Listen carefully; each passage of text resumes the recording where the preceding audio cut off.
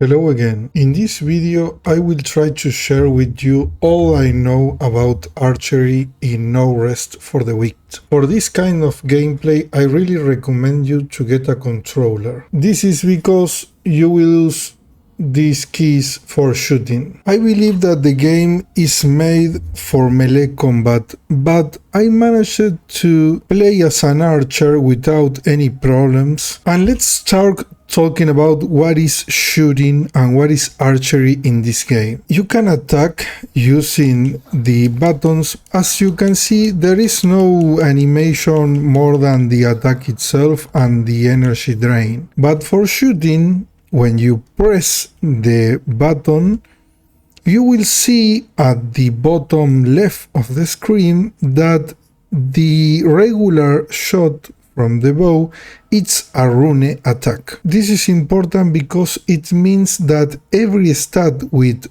the word Rune, for example, more rune damage or any effect related to runes, will affect the bow. Shooting is different than melee attacks because you can charge your shot. You can charge and release the attack when you want, but you can also charge at full capacity and make a stronger shot. For max DPS, you will always want to shoot the fully charged attack. For character stats, I recommend you to play in the way you want. This is because I don't think that having more or less points in some stats will change significantly the way you play. But there are some things that I want to share with you. It is important that the weight class is fast. This is because it will let you make some kind of fast dodge that will help you a lot when you play as an archer. You can make this by lowering the weight of your items or using some points in equipped load. I have 5. Archery is special in this game because there is no limit for the arrow to fly. When you use sorceries, it will stop at certain distance, and we can shoot using the enemy lock-on feature, or we can shoot just aiming with our fingers. As you can see, there is nothing as a target and I can press the button and shoot. Most of the time you will try to shoot using this method. Let's try to hit that enemy. There it goes. If you have to fight in a closer distance, you will have to use the auto lock feature. It is pretty easy, you don't have to worry. Keeping the distance with enemies is one of the most important things as an archer.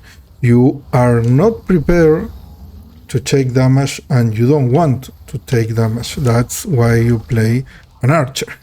Otherwise you will be playing melee. Sometimes you won't be able to keep the distance, and that's where dodge is important. The fully charged shot also provides some knock-up to you and the enemy that will open more distance between you two. You can also shoot from afar using the lock-on if you can. Shooting needs more energy than regular attacks. As you can see, I can make a lot of regular attacks without depleting the energy, but I can make like 4 or 5 shots. This won't be a problem, but you have to keep in mind that you always need a minimum of energy to dodge. So don't be greedy with energy. Be careful when you do a fully charged shot because it will knock back you and you can fall from a ledge.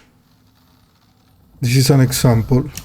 Also, if the enemy attacks you when charging the shot, you will be interrupted. Now let's talk about combat in general, or combat with units that have high HP or bosses. You don't want to spend your energy, you have to make a good use of it all time. For example, I'm shooting and now I'm almost without energy. If the enemy attacks me and I don't have energy to dodge, I will probably take all the damage and also die. As another example, this enemy will mostly like to don't attack me in any way because he's melee and doesn't have any kind of grenade or something.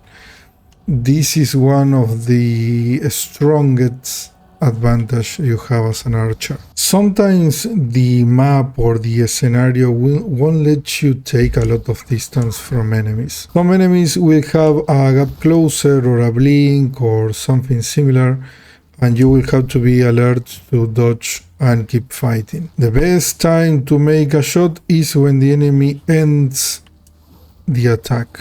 For example, there. A fully charged shot hits a lot compared to a single and fast shot. Make your decision when you are fighting to get the most of every attack. When facing multiple enemies, I really suggest you to take distance before fighting. Sometimes you will lose aggro when doing this. Most of bows will come with a default skill. I will show you how it works. As you can see, it's some kind of rapid fire attack. It is pretty useful when you want to make a lot of build-up on, for example, fire, frost, or electricity, or plague. You can also set status on enemies with bows using fire, frost, lightning, and plague effects. Fire is the most aggressive one since it will make damage over time, and I recommend you to use it if you want to play more aggressively. Frost, on the other hand, is more defensive because it will freeze the enemy and it will let you heal or recover or take some time to do whatever you want in the fight. Lightning makes some area damage and will also stun the enemy. You can also use plague to make damage and to reduce the enemy healing, but you can really play with any status that you prefer or want. I believe that fire or frost are the best options. Regarding the bow, you can use any bow you want. The only thing I recommend you is to upgrade the bow the most you can. For enchantments, I really recommend you to get the ones related to your main damage. For example, if you are playing with fire damage, try to raise the fire damage in the enchantments. Don't forget to look for a good weapon in your main hand, since the enchantments on it will affect the bow if possible. I hope this guide helps you, and if you want a guide for something in particular, please let me know in the comments and I will try to help. Thanks for watching. See you on the next video.